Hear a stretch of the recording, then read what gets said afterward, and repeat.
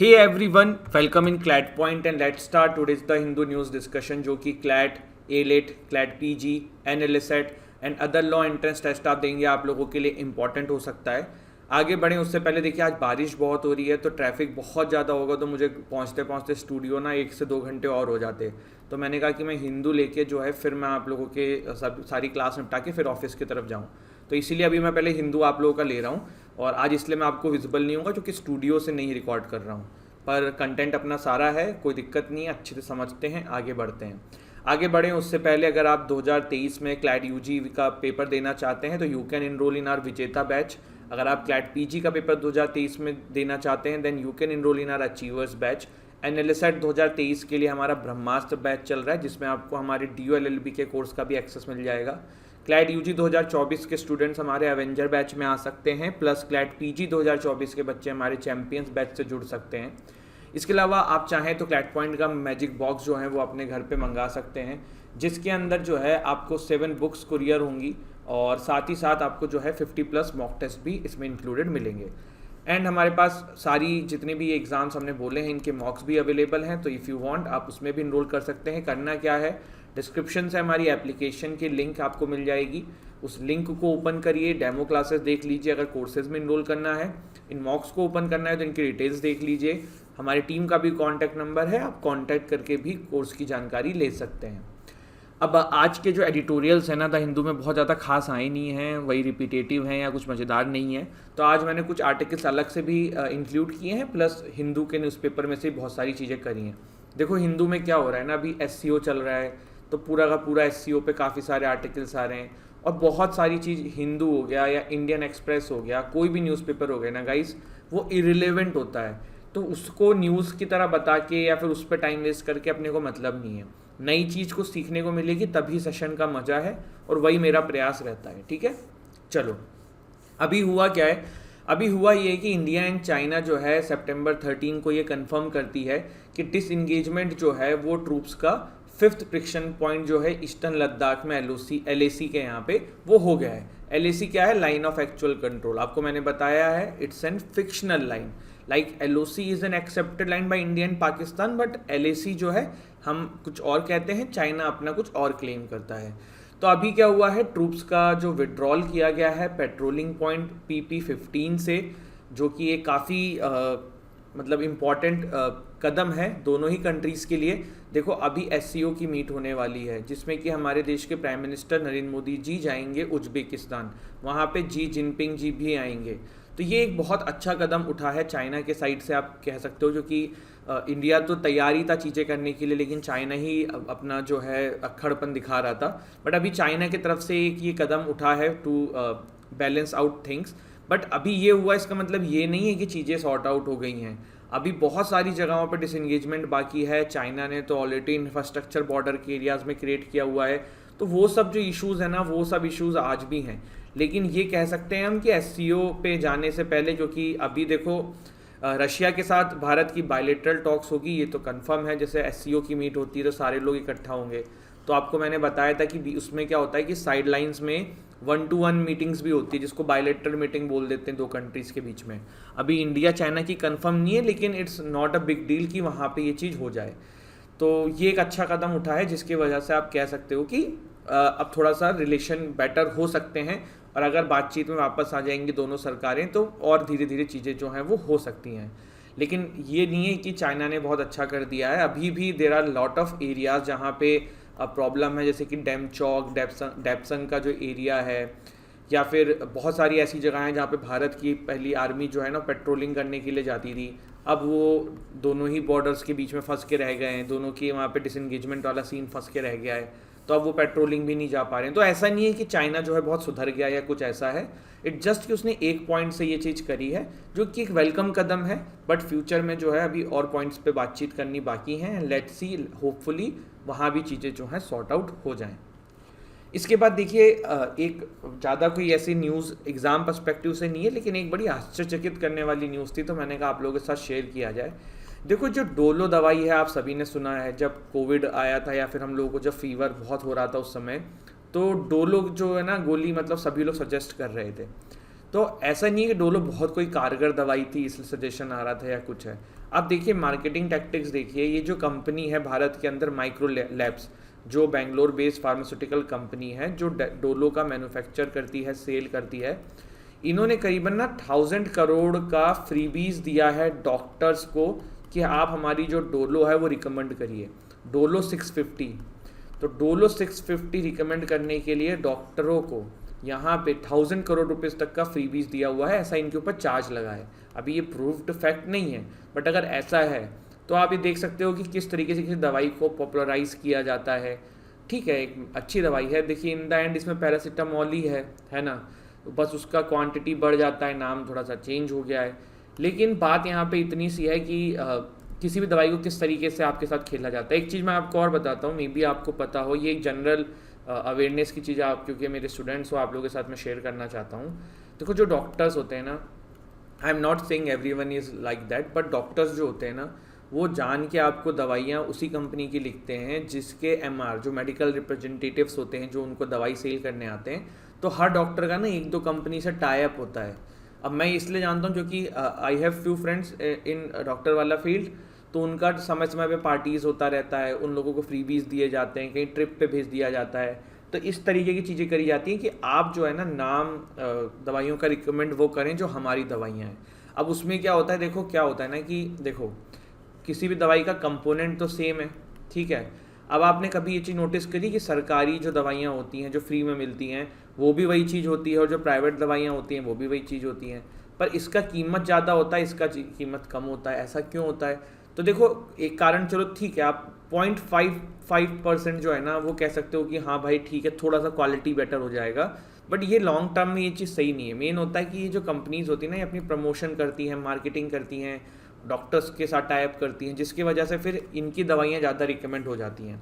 वरना आपको वही दवाई जो है ना, अगर आपको सही नाम पता हो, सही चीज़ पता हो, आपको इस लाइन की नॉलेज हो, तो आप देखोगे कि सस्ते दामों में भी उसी टाइप का पैटर्न जो है वो आपको मिल जाएगा, सेम फार्मूला की दवाई जो है आपको मिल जाएगी।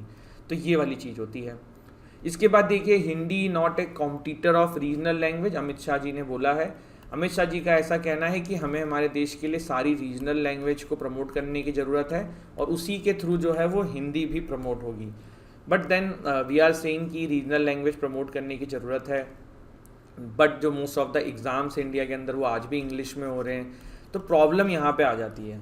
देखो प्रॉब्लम, एक्चुअल प्रॉब्लम ये है, ये प्रॉब्लम इसलिए कि आप एक तरफ कह रहे हो इन सब चीज़ों को प्रमोट किया जाए, जो कि ठीक है, रीजनल लैंग्वेज है, हिंदी है, प्रमोट होनी चाहिए, लेकिन then English is one of the most important thing जो आज की डेट में आपको, हमको, आपके दोस्तों को, आपके भाइयों को, आपके फ्यूचर में जो बच्चे होंगे उनको सिखाना पड़ेगा, क्योंकि आज की डेट में आप हर चीज़ देखिए वो इंग्लिश के थ्रू ही हो रही है।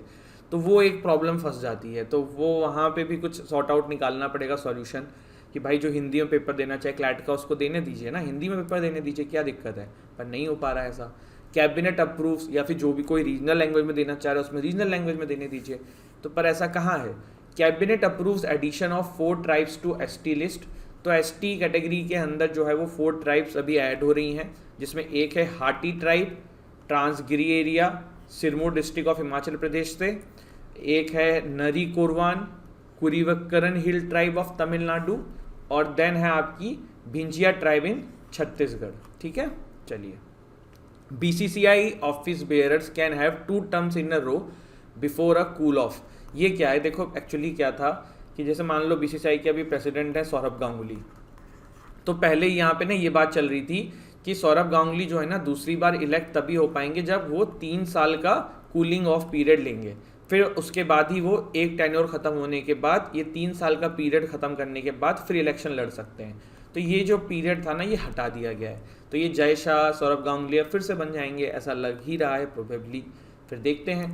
प्राइम मिनिस्टर में hold bilateral talks with Putin, Raisi, तो पुतिन साहब कौन है? रशिया के हेड हैं, ठीक है भैया, तो उनसे मुलाकात होगी। इसके अलावा ईरानियन प्रेसिडेंट हैं इब्राहिम रेजी, उनसे मुलाकात होगी। इसके अलावा शौकत मिजोवे, ये उज्बेकिस्तान के आपके प्रेसिडेंट हैं, इनसे मुलाकात होगी। यहाँ पे आपको इनके तीनों के नाम मिल जाएंगे। ठीक है, देखो एससीओ के बारे में मैंने बहुत डिटेल में आपको पढ़ा दिया है, अच्छे से कर लेना। देखो सिर्फ ये नहीं है कि एससीओ का हेडक्वार्टर कहाँ है, कौन कौन सी कंट्रीज़ हैं, कब बना था, क्या बना था, इसके अलावा मैंने आपको पूरा लॉजिक भी समझाया है कि एससीओ क्यों इम्पॉर्टेंट है, अभी क्या चल रहा है, एंटी चाइना एंटी यूएसए ये ग्रुप बना था, हमने इसका पूरा डायनामिक समझा है, अभी हमने इंडिया के लिए इसकी रिलेवेंस समझी है। तो वो सारी चीज़ जब हम एडिटोरियल्स के थ्रू कवर करते हैं ना, तो उसमें बहुत सारा एस्पेक्ट कवर करते हैं, तो वो वाली चीज़ें इसको मिस मत करिएगा, ठीक है। फिर से रिवाइज कर देंगे एक बार ये पूरी मीट वीट हो जाए, तो फिर जो उससे भी नए पॉइंट्स निकलेंगे, फिर एसईओ के बारे में भी सारी चीज़ें यहाँ पे देख ली जाएगी, ठीक है। चलो रेड्स क्या है मुझे कमेंट सेक्शन में बताना सभी लोग। What is reds? चूहा है क्या ये? क्या है बताओ। Changing the age of consent. अब देखो कुछ आर्टिकल्स जो ना पिछले कुछ समय में काफ़ी इंपॉर्टेंट थे और हमने उसको बहुत डिटेल में डिस्कस नहीं किया था, या कुछ पॉइंट्स उसमें से छूट गए थे, तो वो चीज़ें मैंने आज ली है, क्योंकि आज के द हिंदू जो है ना मुझे लगा है बोगस, मतलब I didn't find some good articles there. तो फिर मैंने इंडियन एक्सप्रेस भी पढ़ने की कोशिश करी, बट एडिटोरियल आज वहाँ भी कोई बहुत ऐसा नहीं था जहाँ से हमें कुछ नॉलेज मिल जाए। तो फिर मैंने क्या किया है, मैंने पिछले जो 10-15 दिन के जो करंट अफेयर्स थे मेरे दिमाग में, काफ़ी सारे टॉपिक्स थे जो मुझे लग रहा था कि छूट गए हैं, तो वो चीज़ें आज मैंने कवर कर ली हैं। तो यहाँ पे देखिए पहले एक आर्टिकल है changing the age of consent. Rama Bande Rama versus state of Karnataka. Karnataka high court ने क्वैश कर दिया था एक क्रिमिनल प्रोसीडिंग, आपको याद होगा ये मैंने न्यूज़ में बताया था आपको, rape and kidnapping under the Indian penal code under the protection of the children from sexual offences POCSO act 2012, ठीक है। तो हमने ये वाली न्यूज़ पढ़ी थी। अब थोड़ा सा इसी में पॉक्सो एक्ट के बारे में भी देख लेते हैं। तो यार ये जो कंप्लेंट हुई थी, ये 17 ईयर ओल्ड गर्ल्स के फादर ने एक 20 ईयर ओल्ड पार्टनर के ऊपर करी थी, पर इसके ऊपर क्योंकि इनकी शादी हो चुकी थी, बच्चा होने वाला था, तो कोर्ट ने कहा कि फिर तो पूरा इंस्टीट्यूशन की ही दिक्कत हो जाएगी अगर ऐसा कुछ किया, और फिर जो है इसको जेल नहीं, मतलब जो मामला है वो खारिज कर दिया गया था। पॉक्सो जो है 2012 के अंदर आया था। It was enacted to protect the children from offense of sexual assault, sexual harassment and pornography. ये 3 चीज़ें जो हैं ये इंपॉर्टेंट है, ध्यान रखिएगा। Consent of a person under 18 year जो पॉक्सो के अनुसार जो है इरिलेवेंट है। काफ़ी सारे बार मुझे ऐसे स्टूडेंट्स के मैसेज आते हैं कि सर 18 के अंडर में इरिलेवेंट होता है, रिलेवेंट होता है। तो यार 18 के अंदर में इरिलेवेंट होता है। इसी वाले जब मैंने ये न्यूज़ पढ़ाई थी उस वक्त काफ़ी लोगों के डाउट्स आए थे मुझे इंस्टाग्राम पे। आप लोग भी मुझे इंस्टाग्राम पे फॉलो कर सकते हैं आप लोगों के डाउट्स के लिए, कुछ भी बात हो तो मानविन20 इज़ माई इंस्टाग्राम ID। तो यहाँ पे देखिए ये इरिलेवेंट हो जाता है, तो वो वाली चीज़ हो जाती है। चाइल्ड कौन है? Any person below 18 year of age will be called as a child. इसके रिलेटेड कोई जजमेंट और भी था क्या पास्ट में? तो था, Vijay Lakshmi versus state rep. Madras high court ने ऑब्जर्व किया था कि punishing an adolescent boy who enters into a relationship with a minor girl by treating him as an offender, ये तो कभी पॉक्सो एक्ट का ऑब्जेक्टिव नहीं रहा था। तो ये तो चीज़ ही, मतलब जो अभी पॉक्सो एक्ट का जिस तरीके से यूज़ हो रहा है वो गलत हो रहा है।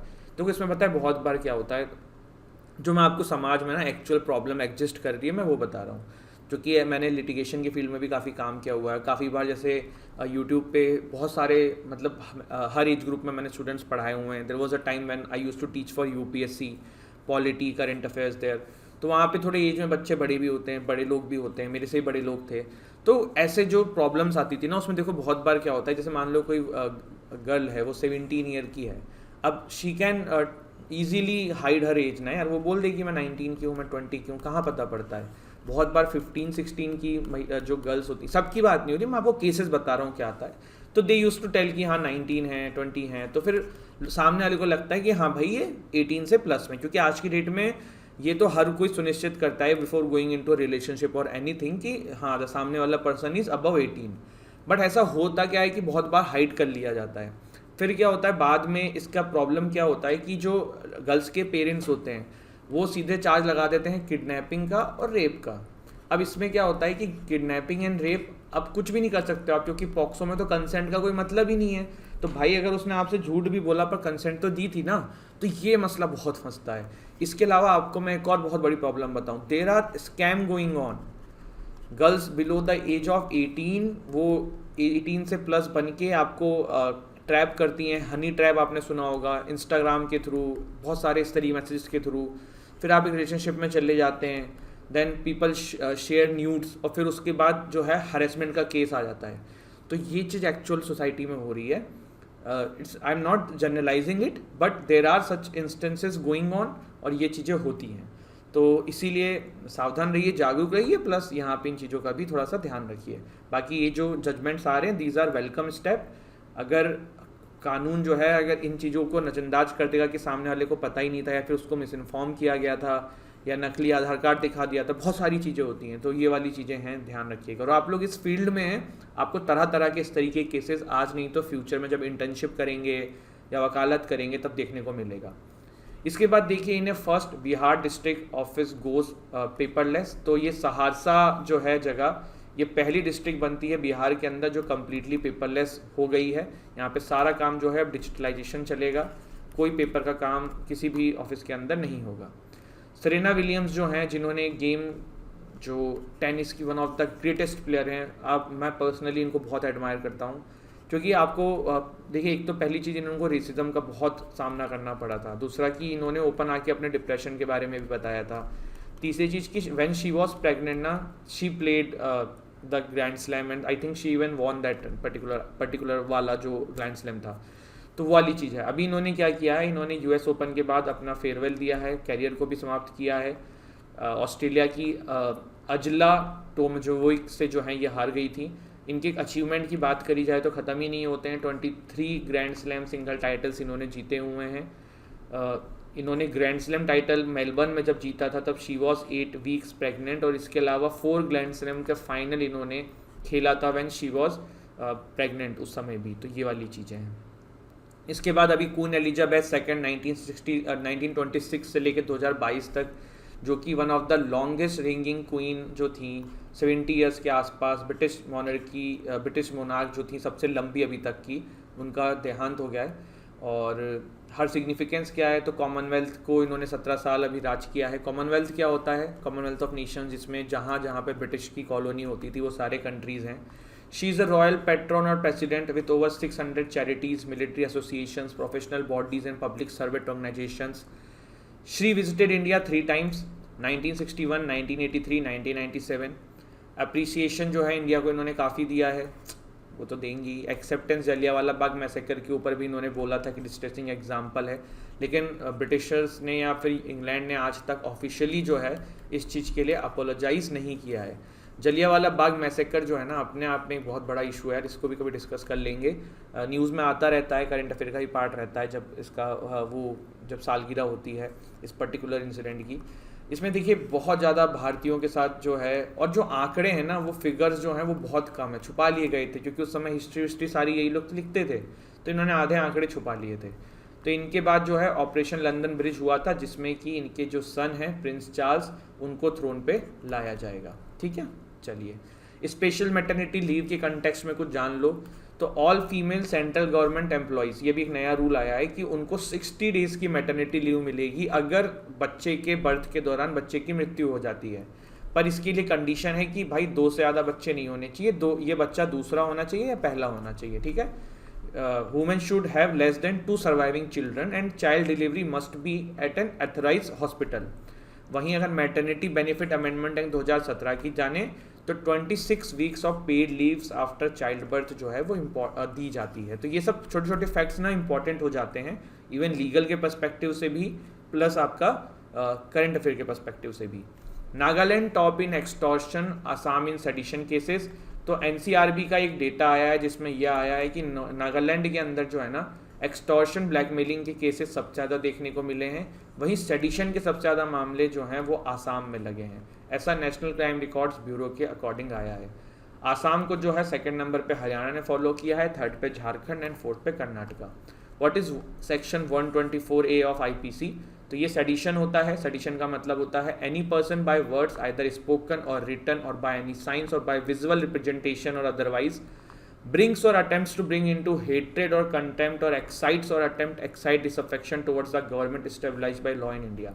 बेसिकली मैं आपको बता दूं, जब आप सोवरेनिटी को खतरे में डालो या गवर्नमेंट के अगेंस्ट में कुछ बोलो तो वो सारी चीज़ें इसमें आ जाती हैं। अब ये डेफिनेशन आप 50 बार पढ़ लो, मेरे साथ 100 बार पढ़ लो, आप कहोगे सर ने क्या ही पढ़ा है, मैं समझ में नहीं आया। आप 100 बार भी पढ़ लोगे ना, आपको समझ में नहीं आएगा, क्योंकि ये बड़ी एम्बिगुअस डेफिनेशन, और इसी पे तो पूरा मामला होता है कि अलग अलग सरकार जो है इस डेफिनेशन को अपने तरीके से बता के क्या सेडिशन है क्या नहीं है, वो किसी को लगा के सेडिशन लगा देती है, तो वो प्रॉब्लम फंस जाती है। पनिशमेंट क्या है? तो 3 years to लाइफ टर्म की सज़ा है, आपका पासपोर्ट भी जब्त हो जाता है, board from a government job, सरकारी नौकरी भी नहीं मिलेगी, फिर अच्छी शादी भी नहीं होगी, है ना, मजाक कर रहा हूँ, ऐसा नहीं है। चलो, दिस इज़ इट, ये था हमारा गाइज आज का सेशन।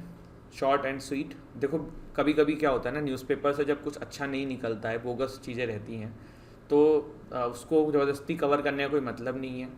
कुछ नई चीज़ सिखाई जाए आपको, वही फ़ायदा है। कम चीज़ सीखो लेकिन डेली नई चीज़ सीखो, यही मेरा आप लोगों से एक उम्मीद रहती है और मैं भी यही कोशिश करता हूँ सेशन के अंदर। ठीक है, चलिए, हंसते रहिए, मुस्कुराते रहिए, पढ़ाई करते रहिए। मिलते हैं कल। जय हिंद, जय भारत।